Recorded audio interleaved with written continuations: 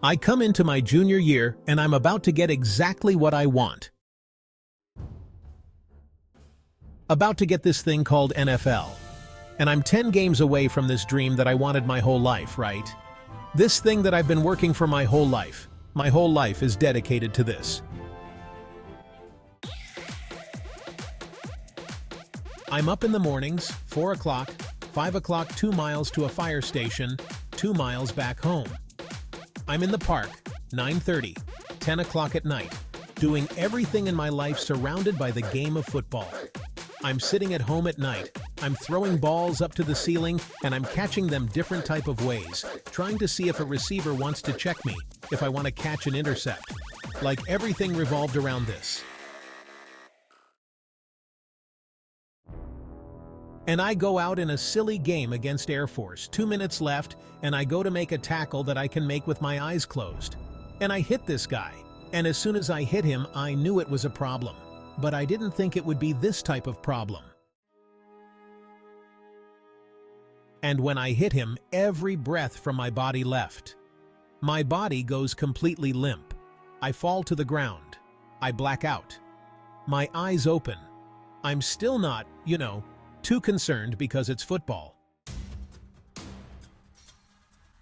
Doctor says to me as he's walking beside me, "I don't know how you're still alive, son. You don't have any pulse." They run the tests. They bring me back into the room. Mom comes in, kisses, prays. "Son, you'll be fine. She's going to walk out." Doctors rush in. Head boy says, "Hey man, got to rush him back to surgery. He's about to die." And the next morning when I woke up from that surgery, the NFL on my scale of life was like nothing. My identity, once solely tied to football, was shattered. I'm sitting there and people coming into my room like, "Inky man, I'm sorry about what happened to you." And I'm saying to myself, "Man, Ink, you really messed it up this time. Like, man, that's really the only thing you wanted, huh?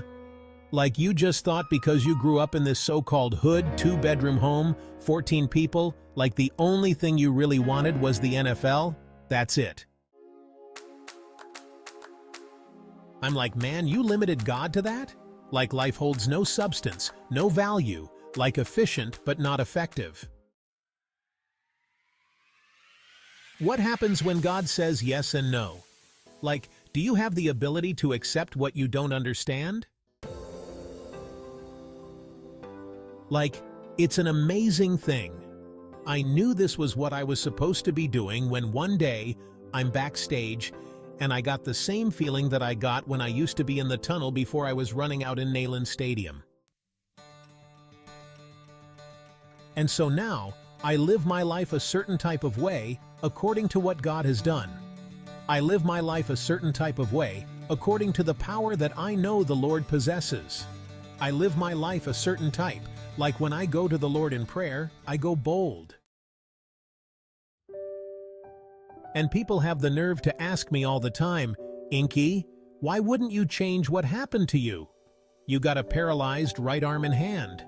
I'm like, if you only knew and if you only saw the works that God has done in people's lives around me.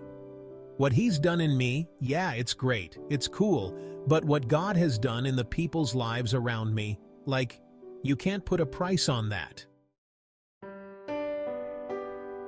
Our reaction when we go through things is to say, "Man, why does this have to happen to me?"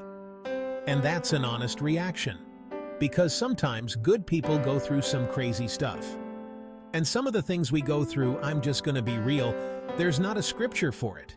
It's not like you can go, "Hey, go to Romans 2 verse 2. I'm going to leave you with this.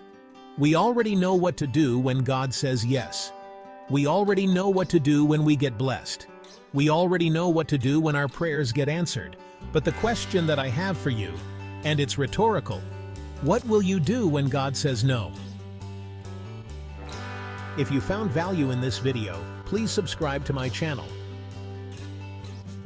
I would also appreciate if you like and share this video.